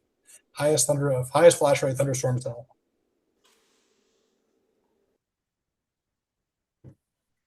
James in Tulsa, Troy. I need your help. Jeopardy music, Troy. Yeah. I'll take a wild stab Yeah. and bring back up the order of magnitude Oklahoma James said, but apply it to like strokes per minute. I don't know if there's this, if you tend to define rates in like lesser quantities like second, but maybe something in the order of 1 to 10,000 in that range strokes per minute. Okay. Yep. It's a good guess. So the answer is one lightning flash total. Wow. What ends up happening, at least over a period of time, right? Maybe over about 5-10 minutes, something like that. But what ends up happening is as we get to these higher and higher flash rate cells, these very compact regions of lightning happening, then basically the flashes overlap, and so we can't reliably differentiate them. So if you go by the flash rates quantified by GLM or other lightning detectors, we essentially see a lightning flash never stops. And that's what we first saw with the LIST OTD data, where essentially the single thunderstorm lit up for basically 30 seconds, but it wasn't a coherent flash. It wasn't like a discharge progressing from one part of the cloud to another along a consistent pattern. It was essentially just static. It was noise, just random detections across the entire thunderstorm cell. No organization, no structure, nothing. And then eventually it died. But the reason it died is because the instrument got into an error state, it rebooted, and then started up again. So with GLM and with combining it with other instruments that we have access to, then we were able to find like a single lightning flash that, by the definition that GLM uses to quantify lightning, would have lasted an hour, or was it half an hour? On the order of an hour, right? This, of course, gets to the primary unanswered question, which I'll leave you all on because I don't have an answer myself, of what is a lightning flash? The short answer is we don't know. The long answer is we have no way of quantifying it. Wow. All right. I'm going to ask you two a question. All right. What is the most challenging forecast for Georgia, Mississippi, Alabama? Not involving tornadoes, hurricanes, routine weather. What is the biggest forecast challenge in Georgia, Alabama, Mississippi? Winter weather. I was definitely going to say no. I was going to say what James is going to say. I've seen what that weather is like when we get our infrequent bout of snowmageddon. No, it's not that. No. It's what we experience every single day in June, July, and August. Oh, yeah, the pop-up Random storms. air mass convection. Yep. Random air mass convection. So here we are at 7 a.m. putting out a forecast, and what does it say every day? Partly sunny, hot, and humid with scattered afternoon and evening showers and thunderstorms. So you've got a mom who's got a child with a baseball game at 4:30 at a certain ballpark wanting to know, will it rain? We have no earthly idea. None. That forecast that scattered afternoon and evening showers and storms, that helps nobody. And you can even, give a number that the chance of any one spot getting a storm is 20 to 30%. It helps nobody. So is there any hope Is there any hope of us being able to solve this mystery of random air mass storms on a hot summer day in June, July, August, where we can tell somebody at 7 a.m. exactly when and where it's going to rain later that day? That's my question. Is there any hope? I don't know. Very good question. Question and a half, maybe. Of course, the problem is that we're dealing with, randomness, uncertainty, right? We don't have perfect models. Yep. We don't have perfect input data sets. If we did, we'd probably be able to produce a forecast. But even so, there are limits with our current paradigm. I'd imagine that, in the future, something that might approach a solution would be something probabilistic, something that's able to say, okay, maybe we don't know if it's going to be raining over my house tomorrow at 4 p.m., but perhaps being able to quantify, okay, what is the likelihood of there potentially being something that could impact an event at a particular location, perhaps. I don't know if that's an answer, but that's kind of the direction I think would be worthwhile looking at. Yeah, we've got to figure that out. In the other challenge, it's QLCS, and John Gordon mentioned this. It's 2 a.m. after midnight, 2 a.m., middle of the night. Here comes a squall line. Now, this is how old I am. We used to call them squall lines. Somewhere along the way, some pinhead decided it's a QLCS, quasi-linear convective system. Whatever. There's a pretty decent amount of shear involved here in dynamic support, but there's hardly any surface-based CAPE at 2 a.m. And occasionally you could have a tornado that gets down for maybe 2 or 3 or 4 or 5 minutes, and it goes right back up. My position is that I don't think we're good enough to warn for those. So what are you going to do? Are you going to issue 99 false warnings to catch one QLCS tornado and run your false alarm ratio up into 0.89 or 0.92, and you're crying wolf? Nobody's going to pay attention to your warnings after that. What do we do about the middle of the night QLCS tornadoes that are down for 5 minutes? Is there any hope for that? That's also a very good question. So I ask hard questions because I'm the stooge out here interfacing with the public, having to deal with this stuff, and it ain't easy. It is tough. It is tough. Well, I think that what makes the question challenging is also that social component, right? Because you could warn on anything or everything. If you had a dense enough radar array or whatever, but at the same time, you have to also consider how people are going to react, to all these different warnings. So, there might be some opportunity there for doing some sort of collaborative analysis between meteorologists and human scientists to essentially look at what what the boundaries on that envelope are for how you're going to actually have the public respond to events like that are so incredibly challenging and so prone to essentially produce something like a false alarm, right? At the end of the day, it's not a simple problem, and that's the difficulty with it. And here's the other problem. Let's say somehow we know within 10 seconds that a tornado is down. We just know 10 seconds it's down. By the time the warning is disseminated, it's back up. It's already gone. Half the battle, it's just the short duration of these things. So we face some unique challenges down here. And to me, those are the two most aggravating challenges. It's random air mass convection on a summer day, every day, June, July, August, and then the middle of the night QLCS events, which are just so hard to do. But anytime we get researchers that are studying convection, lightning, just 2 words here for me: thank you. Thank you, because anything we can get to help us will be much better. Having said that, we got to take a very quick break. Don't you two run off just yet. You're not off the hook yet, because we're going to do picks of the week. I want you two to think of something that's really cool, weather related, as a pick of the week, and we'll do that after we hear from Tony Rice in his astronomy report and Jen in This Week in Tornado History as WeatherBrains rolls along. Looking beyond the atmosphere, here's Tony Rice with your astronomy outlook. One of the more unusual space events of the year is coming up early Wednesday morning. And while you won't be able to step outside and watch it happen, scientists from around the world certainly will. So look for photos in the coming weeks. Just after 2:35 a.m. Eastern Daylight Time on Wednesday, October 5th, a spent SpaceX Falcon 9 upper stage is expected to slam into the moon at about 5,400 miles per hour. It's the leftovers of a rocket launched back in January of 2025, which carried Firefly Aerospace's Blue Ghost lander and iSpace's Resilience lunar lander. After pushing those two missions towards the moon, the upper stage was left in deep space. Unlike first or booster stages of the SpaceX Falcon 9 rocket, which can return to Earth for reuse, upper stages cannot. They're generally left to burn up in re-entry or put into long-term stable orbits, out of the way of more useful satellites. This wasn't possible with this upper stage because of its unique role in delivering to the moon. Over the past year and a half, the combined gravitational pull of the Earth, Moon, and Sun slowly altered that trajectory until lunar impact became inevitable. This is expected to happen on the moon's far western limb, or edge, near the Einstein crater. The moon will be above the horizon for observers in the eastern United States, but I wouldn't bother setting your clock to get up and watch the show. Any flash from the impact will likely be very faint, very brief, and really only detectable with large telescopes. So what's got the scientists so excited about this?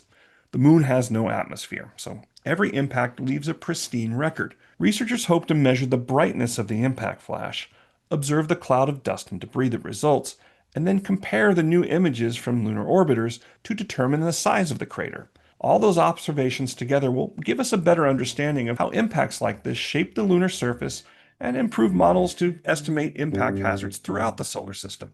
NASA's Lunar Reconnaissance Orbiter, which has been mapping the moon since 2009, already has before images of the target area and is expected to acquire after images during subsequent passes. Those before and after photos should reveal a brand new crater, estimated to be somewhere between 50 and 90 feet across, along with a surrounding ejecta blanket. South Korea's Danuri lunar orbiter is also participating. It's your Astronomy Outlook. Follow me at RTP Hokie for more spacey stuff like this. This week in tornado history, August 6th, 1993. It was one for the record books for the Commonwealth of Virginia. 18 tornadoes occurred on this day alone, smashing the old record of 10 in one day on October 13th, 1983. The August 6th record held for 11 years until September 17th, 2004, when Hurricane Francis produced 39 tornadoes across Virginia. The strongest tornado of the August 6, 1993 outbreak was rated F4. It hit the town of Petersburg with max winds peaking at 210 miles per hour. This is the most intense tornado in Virginia since 1950. The twister caused an estimated $47.5 million in damage, not only the costliest of the day, but the costliest in the history of Virginia. Tremendous damage occurred in the Old Town area. Several large, well-constructed brick buildings and the historic train station were destroyed. Near the train station, a caboose that was anchored to the ground and resting on a set of railroad tracks was torn from its anchors. It was thrown about 20 feet to the southwest, ripping the tracks out of the ground with it. A total of 58 buildings in Old Town Petersburg were damaged or destroyed. The tornado continued to wreak havoc in historic Pocahontas Island. 47 of the 57 homes on the island sustained damage. A 200-year-old church was totally destroyed. At the church, a Bible opened on a podium was left untouched. The twister moved across the Appomattox River and I-95 into Colonial Heights. Several stores were hit, including a Walmart, and it was here that 3 women were killed and 198 were injured. The tornado crossed the Appomattox once again and moved into Prince George County. It hit a sand and gravel pit company. The second floor of a cinder block building where several employees took cover was destroyed, and sadly, 1 man was killed. This was the first F4 tornado recorded in Virginia, but not the last. 2 were injured when an F4 hit Rixieville on September 24th, 2001. Get hooked on more tornado history by checking out our website at tornadotalk.com. Okay. I have a funny feeling that there just might be a little email to read this week.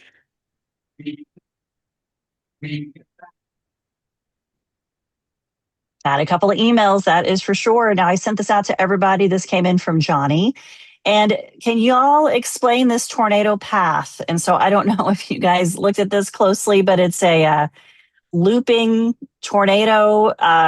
This came from Indiana Weather Online, is the clip that he sent us here. Little snapshot. Rare retrograde tornado. This was in Illinois.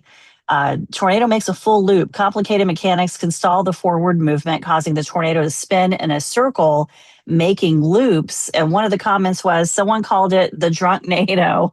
And so that's interesting. But I didn't know if you guys looked at this. I did not get a chance to look at this more, but can anyone kind of give a brief, dumbed down version of what exactly happened here, other than the tornado part? I know John and Rick, you guys have done so many of these surveys. James, looked like you were putting down your mic. Rick, you want to start, Rick? I didn't look at the radar data for this, but I mean, we just documented a tornado in northern Oklahoma in April that did this. Seems like we've had one a year for the past 3 or 4 years, so I wouldn't call them rare. I think we're just able to document them better with better surveys and better radar data. There's occlusions going on. Sometimes we have multiple tornadoes happening. One of our cases, we had a satellite tornado that did one of these little curlicue things. So again, I didn't look at this specific case, but there's a lot of crazy stuff going on out there. Yep, I totally agree with Rick. For the listener, look at the Greensburg, Kansas track. Mm-hmm. You know, this thing with, remember geometry? Everyone loved geometry. It's not this perfect right angle, this little track. They do some strange things.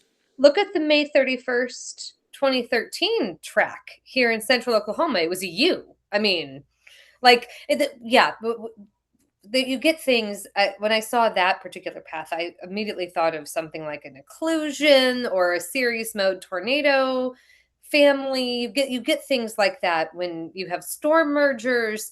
It's important to remember these things. If they are supercell born, then they're within a system that's rotating, and so you get that little area of rotation within the parent supercell that it's like a little rotation within a rotation, and so you get spinny stuff. And I don't know how more simply to put it. And Cameron Nixon and John Allen, I think in 2021 did a paper on predicting deviant tornado motion. Mm-hmm. Yep. Great stuff, guys. All right. Next one here. Saturday night was very interesting in Ohio. We had numerous storms that went through, and we had several tornado warnings. And this came in from Harvey, who I guess was doing some posting, and he mentioned after enduring just a bit of trolling, probably 1% of what Span deals with, being told to change the channel and other wonderful things here, seeing that are being lied about, blah, blah, blah. There were approximately 15 or more tornado warnings in the Dayton, Cincinnati area. I had Gibson Ridge running and was looking through everything. I'm just going to kind of scan through here. But essentially, most of it did not look very suspicious. And I was watching that closely because it was going to be coming in my direction. And some of them looked a little nasty, maybe some broad rotation, but nothing, it was tricky. So his question is, have any of the other National Weather Service offices considered going with what Kevin Laws has done at Birmingham? These storms last night could have easily been a severe with a tornado possible tag, 2 solid hours of warnings. There was probably 1 minute circulations in between scans. I fear this will happen when we have an event like May 27th, 2019. That's when the EF4 happened in Dayton, and people will ignore it. I really dread that and hope it never happens. So there's a lot to unpack there. Probably not we could do a whole show on this type of a thing and get Kevin on here. But what do you guys think just initially on this? All right, I'll go. So there's all this experience that left the agency last year, right, Rick? Lots of experience went out the door, like lots, hundreds and hundreds and hundreds of years of experience. So you have this is not always the case, may not be the case at Wilmington, Ohio, I don't know, but you may not have had the Kevin Laws players on the basketball court or the football field. That's number one. Number two, which nobody wants to talk about, there was a note put out, when did that note go out? 3 months ago from the Weather Service. It was a very good note. It came from the number 2 person in operations in the Weather Service, Jim Sieveking, put out this note that basically said, these are the good things you should do in warnings. These are the bad things you should not do in warnings. Talked about science and service and shear and reports and radar analysis and remote mesoanalysis, all these things. But some people misinterpreted that note to overwarning. And there has been more overwarning, in my humble opinion, since then. And I'm just going to be crystal clear like the eagle. We need the Kevin Laws methodology to be implemented nationwide. Which is a promo for our little presentation in Omaha. You need to hear what we have to say in Omaha. And I think part of the problem, and listen, this will tick somebody off, but in my old age, I don't care. We're running to some degree on avoiding hurting feelings here.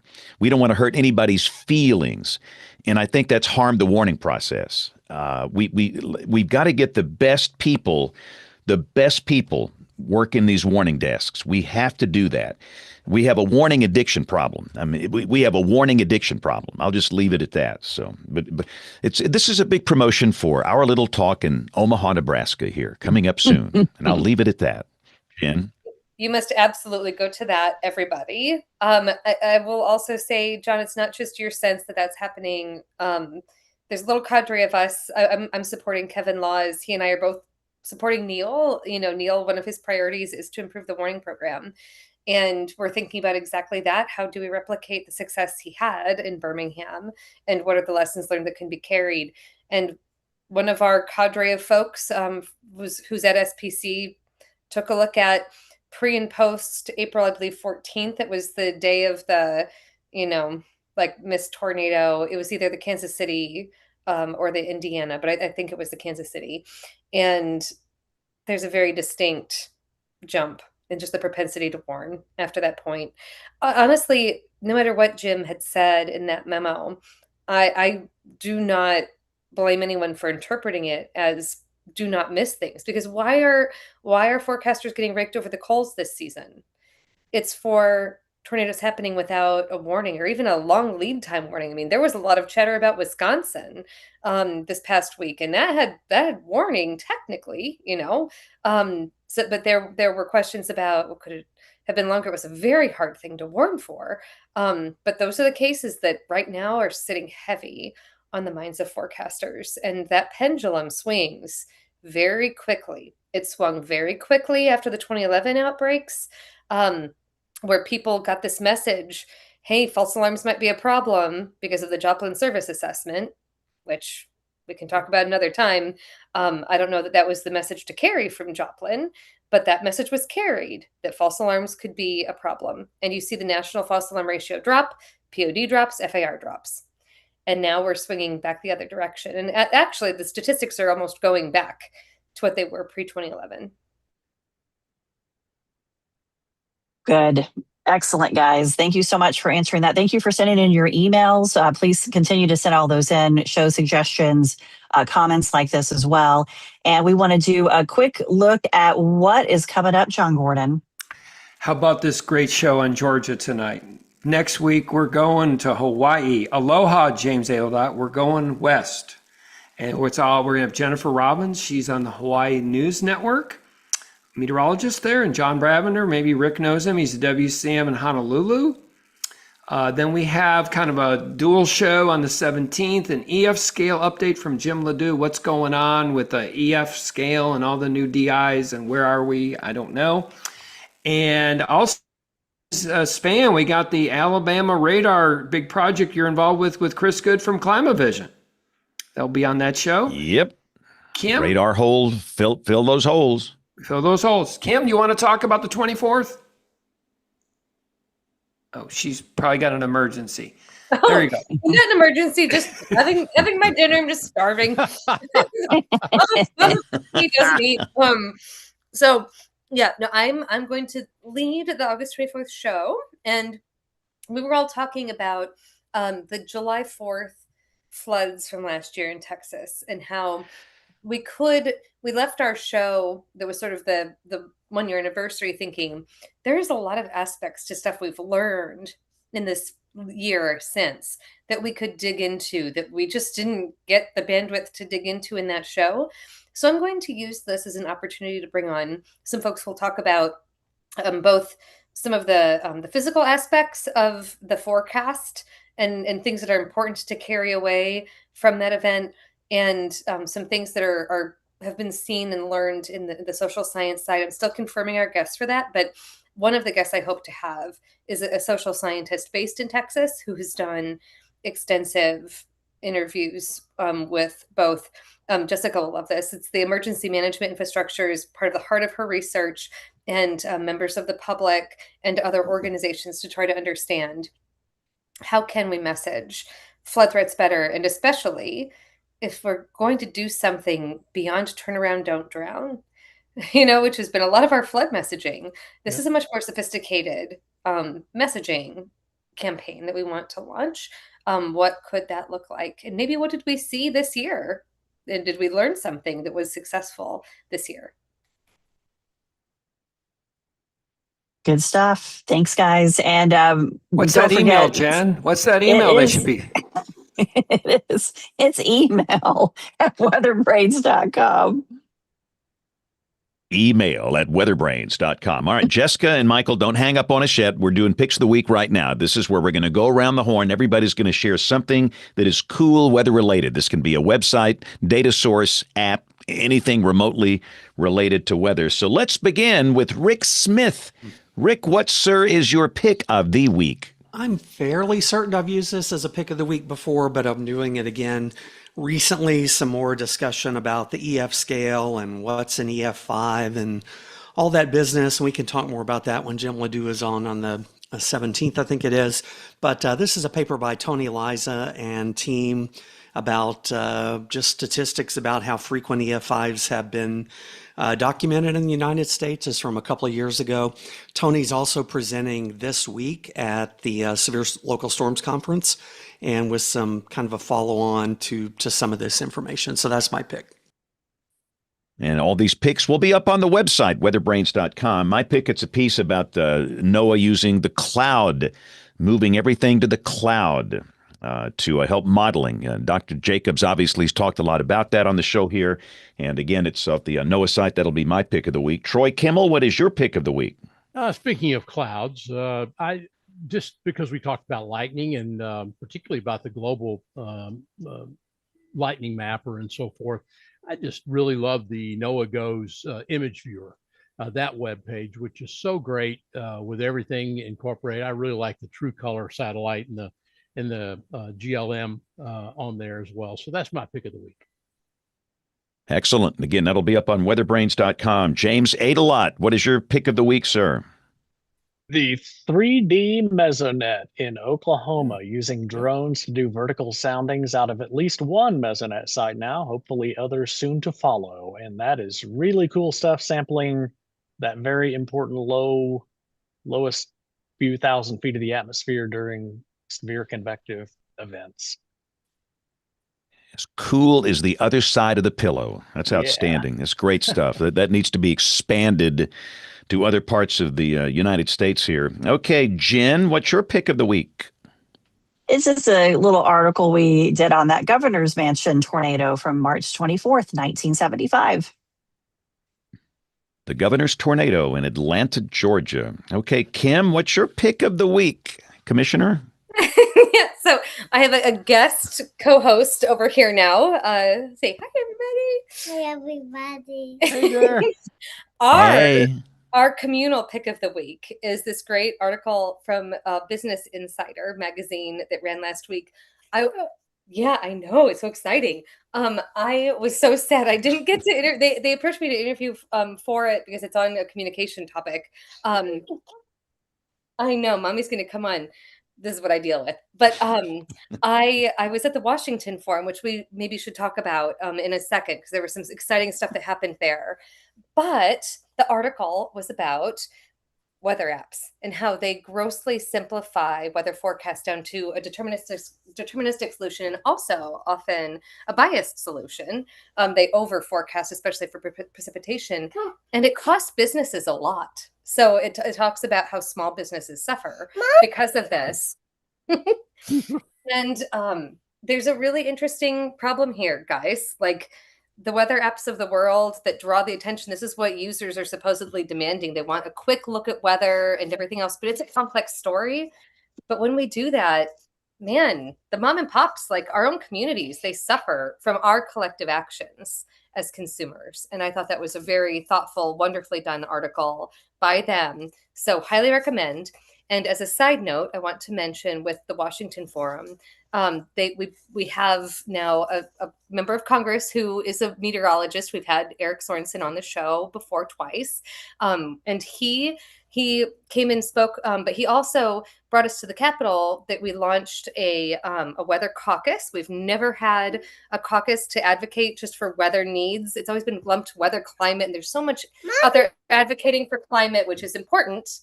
I know she's very excited for me to leave. We've had a lot advocating for climate, about as loudly as Zoe advocates for my attention. But we haven't had as much, focused for weather, and we really felt that last year.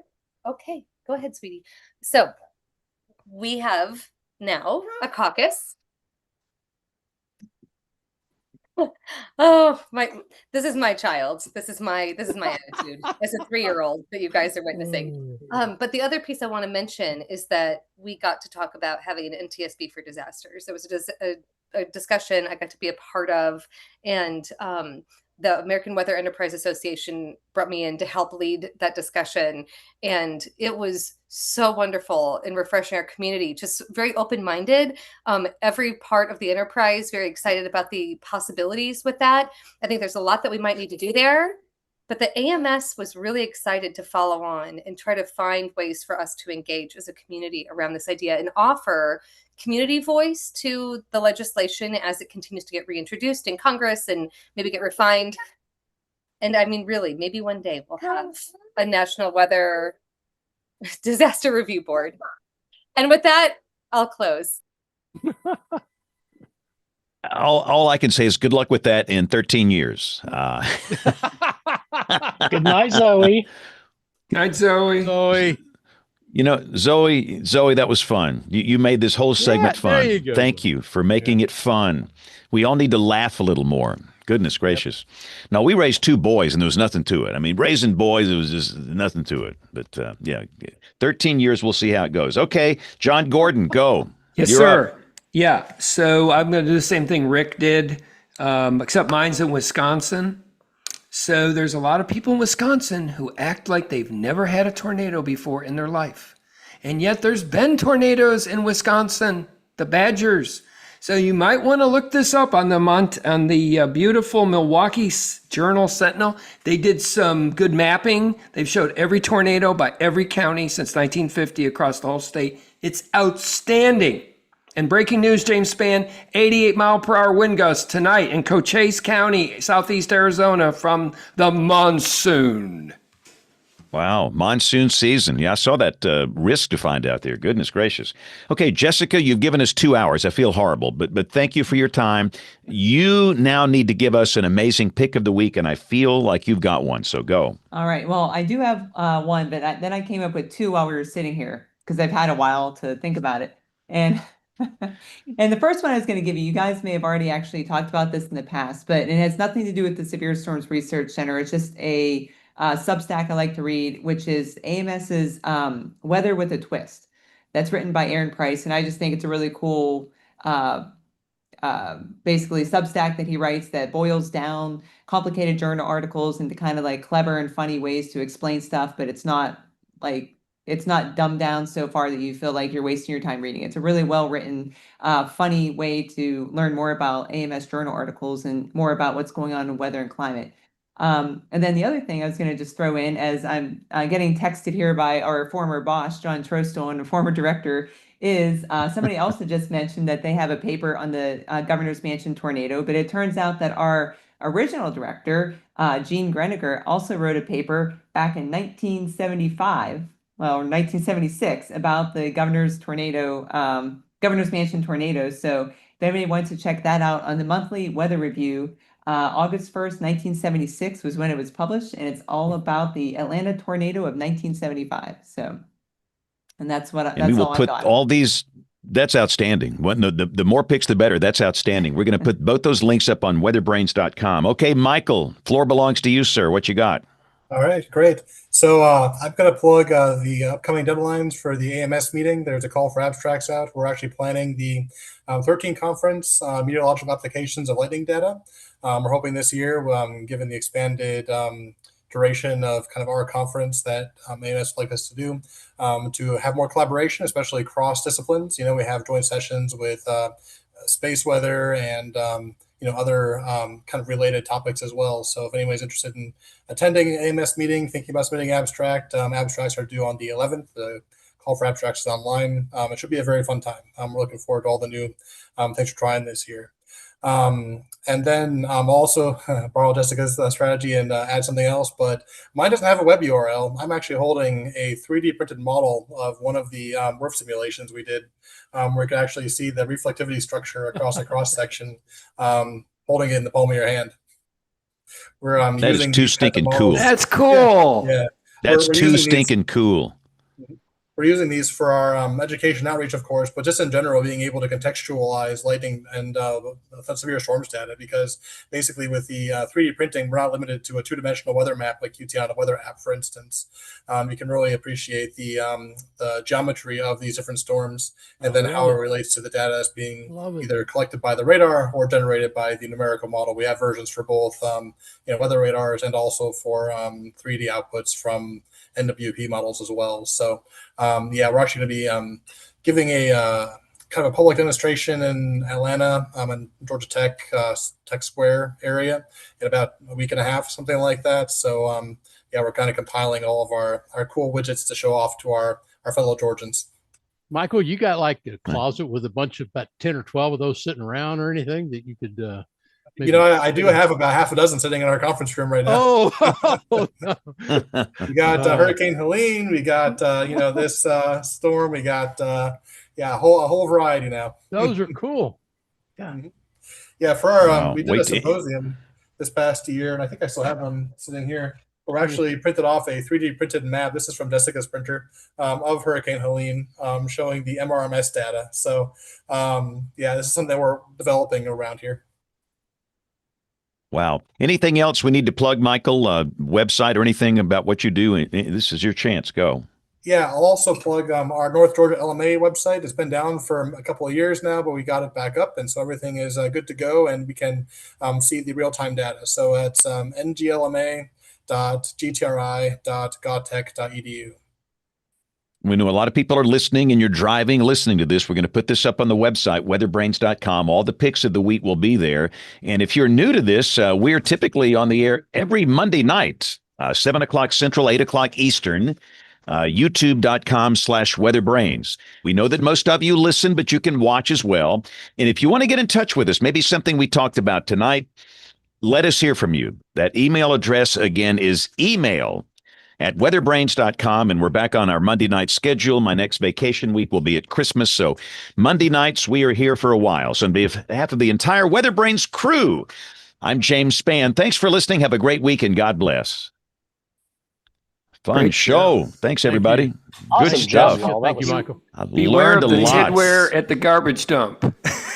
No, that's I've great. got so many show titles. I've got at least a dozen show titles I got to come through here. I think my favorite might be Blocked by a Garbage Dump, but there's some other good ones here, so I like we'll figure it out.